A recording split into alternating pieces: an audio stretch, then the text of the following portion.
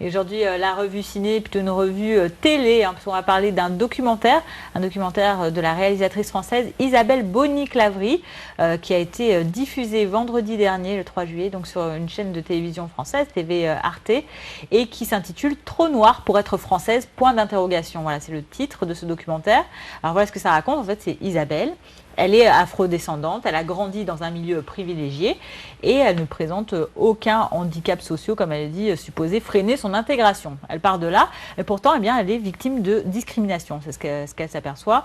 Et donc, la République, est-ce que la République lui aurait menti? C'est la question qu'elle tente de se poser et le mystère qu'elle tente de percer dans ce très beau documentaire donc, sur l'identité des afrodescendants en France, mais aussi, par exemple, bien surtout, ce que c'est le racisme frontal, direct, mais aussi plus dangereux pour elle, le racisme plus caché, plus inconscient en fait. Donc voilà, c'est le thème du racisme qui est exprimé dans ce documentaire. Adjé, qu'est-ce que tu penses déjà de cette démarche qui a été faite par cette réalisatrice française afrodescendante? Ben, je veux dire, cette démarche ne fait que rejoindre la démarche de beaucoup d'autres penseurs africains, écrivains par exemple, qui depuis quelques années eh bien, reviennent sur la thématique de l'exclusion au sein d'un certain nombre de sociétés occidentales, alors qu'en réalité, les Africains ne sont pas venus en Europe comme les cheveux sur la soupe. Hein. Il faut reconnaître que c'est les Européens eux-mêmes qui ont bien, les premiers foulé le sol africain. Et les jeunes Africains, à une certaine époque, ont été éduqués à la sauce européenne. Je me rappelle que nos parents parlaient de nos ancêtres les Gaulois. On leur enseignait que des ressortissants africains avaient des ancêtres Gaulois. Les Africains ont contribué, par exemple, à défendre la terre française, pour parler du cas de la France, pendant les deux guerres en tant que telles. Même si, au finish, ils ont stéréotypé nos parents qui sont allés batailler pour eux, de tirailleurs sénégalais, une thématique qui a besoin d'être décortiquée.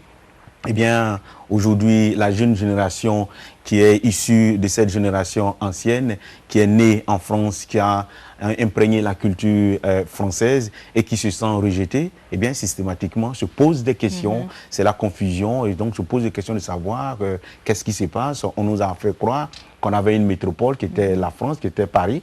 Aujourd'hui, nous sommes en métropole et la métropole nous dit non, attention, oh là, vous n'êtes pas d'ici. Je pense que c'est de cette thématique-là que Isabelle Bonny-Claverie est en train de traduire à travers ce film documentaire. Exactement. Alors on va voir la bande-annonce dans quelques secondes. En fait, le point de départ de ça, là où vraiment elle a décidé de passer du côté militant, on va dire, de la force en faisant ce documentaire, c'est quand elle a entendu les propos de Jean-Paul Guerlain, qui parlait des nègres, entre guillemets, en disant que voilà, il travaillait, pour la première fois de sa vie, il avait travaillé comme un nègre, même s'il ne savait pas très bien si les nègres avaient jamais tellement travaillé. Donc là, ça l'a mise hors d'elle. On se rappelle tous de ses propos. Donc elle a réuni beaucoup de gens, ils ont milité devant le siège de Guerlain à Paris, sur les Champs-Élysées, pour demander ce que cette personne soit licenciée de son entreprise. Ça a pris beaucoup de temps. Ça a été fait. Il y a eu des aménagements de fait dans ce sens-là. Maintenant, on voit de plus en plus d'ailleurs d'afro-descendants qui sont intégrés un peu à la communication de cette entreprise. Mais voilà d'où c'est parti ce coup de gueule vraiment militant d'Isabelle Bonny-Claverie. Il faut dire qu'effectivement, désormais, il faut que les Africains et les afro-descendants réagissent aux sorties hasardeuses de personnes ignorantes, comme ce monsieur-là qui pour lui, les afro-descendants n'ont pas la culture du travail. Alors, moi, je me pose la question de savoir de quoi il parle. Comment est-ce que des personnes que vous avez utilisées pendant la traite négrière, qui travaillaient 24 heures sur 24 sans repos et qui ont construit vos pays, vous pouvez les considérer comme des fainéants. Des gens qui, sur le continent, ont fait pratiquer les travaux forcés, des d'autres qui ont marché d'Abidjan, par exemple, à aller fournir vos usines, par exemple, à Dakar, comme on peut les qualifier de fainéants. C'est une situation qui existe, mais c'est autour de la table le type de message qui est transféré, par exemple, à la jeunesse occidentale. Parce que moi-même qui vous parle, j'ai été victime de ces bouts de phrases-là. J'ai une collègue avec qui je travaille. Qui ne choque pas, en plus, c'est ça qu'elle dit, ce qui est dangereux, c'est l'ignorance, tu vois, le racisme inconscient. Elle a dit non pas de façon malicieuse. C'est-à-dire qu'elle avait eu des mailles à partir avec la manager de notre unité en question. Et elle était tellement énervée. Et donc, moi, je rentre dans le bureau, je la vois, mais qu'est-ce qui se passe? Elle me dit, non, mais je ne comprends pas. Ici, on travaille dur comme un nègre et c'est jamais reconnu. Et quand elle a sorti cette boutade-là, c'est après qu'elle se rend compte qu'en fait, la personne qui est en face d'elle, c'est entre guillemets, un nègre en question. Et donc, elle se rend compte que... C'est ça, c'est ce que je dis, c'est que ça ne l'a pas choqué en le disant, parce que pour elle, c'est une expression. Non, mais c'est sorti, voilà, c'est une expression. C'est que ça ne la choque même pas de dire ça. Exactement, parce que ça veut dire quoi? Ça veut dire que c'est quelque chose qui est discuté, qui est transmis autour de leur table, autour de tous les jours. Tout à fait. Et après, elle se rend compte que c'est moi, elle me dit, excuse-moi, je ne parle pas de toi particulièrement. C'est exactement ce que je lui ai dit, non, mais pour moi, c'est une reconnaissance. Je dis qu'effectivement, le noir, le nègre en question travaille dur, mais ce n'est jamais reconnu. On a un appel. Justement, quelqu'un, je pense, de réagir par rapport à ça et on verra après la bande-annonce quand même de ce joli documentaire. Allô, bonjour. Oui, c'est encore moi. Monsieur Bamba. Monsieur Bamba et son avis sur tous les sujets de Barao Africa, ça fait plaisir. Oui, alors parce que moi, ce genre de propos-là, je pense que ça me glisse sous la peau. Hein. Les gens de propos racistes, haineux, xénophobes, ça me glisse sous la peau parce qu'il faut, comme le disait Mme Margaret Thatcher, Premier ministre des Royaumes-Unis de la Grande-Bretagne, elle le disait, il faut avoir un peu de fer en soi. Moi, je dirais, il faut avoir beaucoup d'acier en soi et puis encaisser ces coups-là et montrer que, quelque part, nous sommes aussi là pour apporter quelque chose à l'humanité et que nous apportons quelque chose à l'humanité. Voilà. Et j'aimerais saluer toute l'équipe derrière vous, tous les dispositifs derrière vous, à savoir Aimé et tous les autres. Toute l'équipe, parce que c'est toute une base arrière qui concourt à la réussite de cette émission, à la connaissance de l'Afrique, au développement des thèmes que vous faites là. Bonne journée à vous et que Dieu nous bénisse. Merci beaucoup, merci, au revoir. Donc voilà, Monsieur Bamba qui a bien compris comment fonctionne l'émission. Effectivement, c'est un gros travail d'équipe, on ne le redira jamais assez. Donc merci de l'avoir souligné. En tout cas, voilà, lui donne plutôt la phase d'être dur comme le fer et de combattre, d'apporter comme le fait Fatih par exemple, l'art, les traditions africaines dans le monde. En tout cas, voilà, on va, ce que tu disais Adjé, rejoint exactement le point de vue d'Isabelle Bonny-Clavry dans son documentaire où elle dit que c'est ça, c'est le racisme inconscient des gens qui sortent ce genre de bêtises, sans se rendre compte, même, enfin pour eux c'est juste une expression qu'il a mise hors d'elle. Et puis surtout que les gens, par rapport à la sortie de M. Guerlain, n'aient pas réagi tant que ça dans les médias.